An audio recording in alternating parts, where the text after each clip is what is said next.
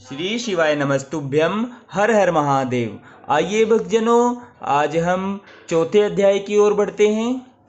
ब्रह्मा जी बोले, हे नारद, वही स्त्रियां जिनके विषय में हम पहले बता चुके हैं उसी समय स्नान करने के लिए उस नदी के किनारे पर जा पहुंची। वे उस बालक को देख निकट जा पहुंची तथा बालक को अत्यंत सुंदर पाकर प्रत्येक स्त्री का मन उसको लेने के लिए चाहने लगा।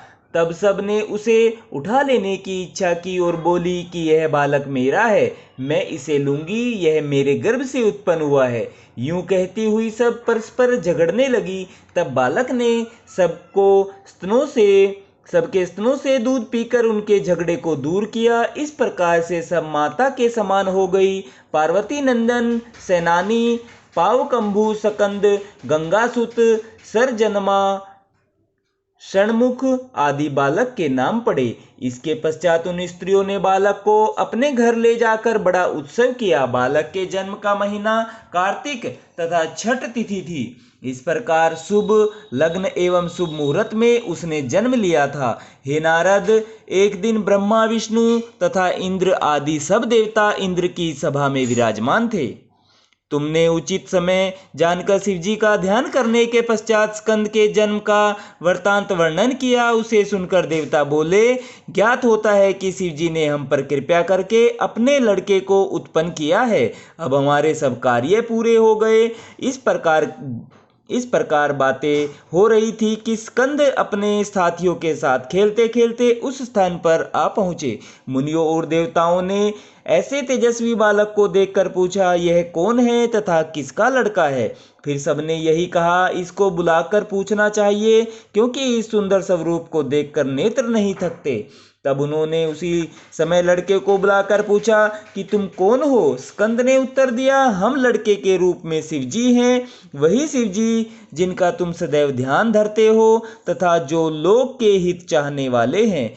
हमको लोक में गुरु कहते हैं। यह सुनकर विष्णु जी ने कुछ सोचकर कहा, यदि तुम शिवजी हो तो हमको विश्वास दिलाने के लिए अपना स्वरूप दिखलाओ। सकंद ने यह सुनकर अपने भयानक शरीर में विराट रूप प्रस्तुत किया, जिसमें करोड़ों ब्रह्मांड, इंद्र, उपेंद्र आदि वर्तमान थे। उस समय समस्त सभा उसके रोम रोम में ब्रह्मांड देखकर कांप उठी। विष्णु जी ने तथा मैंने घबराकर शरण शरण पुकारा तथा कहा, वास्तव में आप शिव जी का रूप है, अब आप अपना वही रूप धारण कर लीजिए। यह सुनकर सकंद ने तुरंत अपना पहले वाला रूप धारण कर लिया। हे नारद, विष्णु जी ने हाथ जोड़कर स्कंद की स्तुति की और बोले, हे क्षणमुख, हे शिव गिरिजा के पुत्र, अब तुम हम पर कृपा करो। तुम तो अनादि निर्गुण तथा सगुण स्वरूप हो। इस समय तुमने स्कंद अवतार धारण किया है। इस प्रकार विष्णु जी ने स्तुति की। इसके उपरांत विष्णु जी तथा मैं सकंद को विमान पर चढ़ाकर देवताओं सहित शिव जी के मंदिर की ओर चले।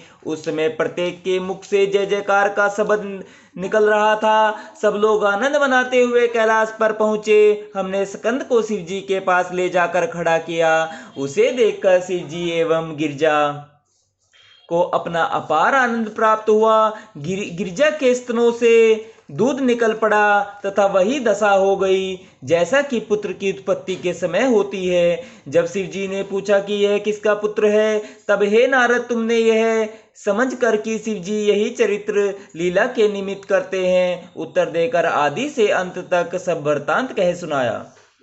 उसे सुनकर शिवजी ने बड़े लाड़ प्यार से लड़के को लिया तथा गिरजा ने गोद में लेकर दुग्ध पान कराया। इस प्रकार शिवजी तथा गिरजा दोनों अत्यंत प्रसन्न हुए। हम सब ने शिवजी एवं गिरजा की पूजा की। सर्वप्रथम विष्णु जी ने स्कंद का निराजन किया, फिर लक्ष्मी जी ने तथा फिर मैंने अपनी स्त्री सहित किया। इसके पश्चात इंद्र ने सची सहित। इस प्रकार समस्त देवता बराबर स्कंद का निराजन करते गए। उस समय बड़ा उत्सव हुआ। मुनीश्वर अपना मनोरथ पूर्ण होते हुए देख जय जयकार करने लगे। स्कंद शिवजी की गोद में खेलने लगे। वे वासुकी नाग का गला अपने दोनों हाथों से जोर से पकड़ उसके साथ खेलते थे तथा और वासुकी नाग स्कंद के चरणों पर लौटता था। शिवजी ने स्कंद जी का यह चरित्र तथा क्रीड़ा देखकर हंसकर गिरजा की ओर देखा। यह देख गिरजा भी हंसने लगी। श्री शिवाय नमस्तुभ्यम भक्तजनों, हर हर महादेव। आज हमने अपने भोले बाबा की कृपा से चौथे अध्याय का आनंद लिया है। कल हम 5वें अध्याय की ओर बढ़ेंगे। जय भोलेनाथ, जय श्री शिवाय नमस्तुभ्यम, हर हर महादेव।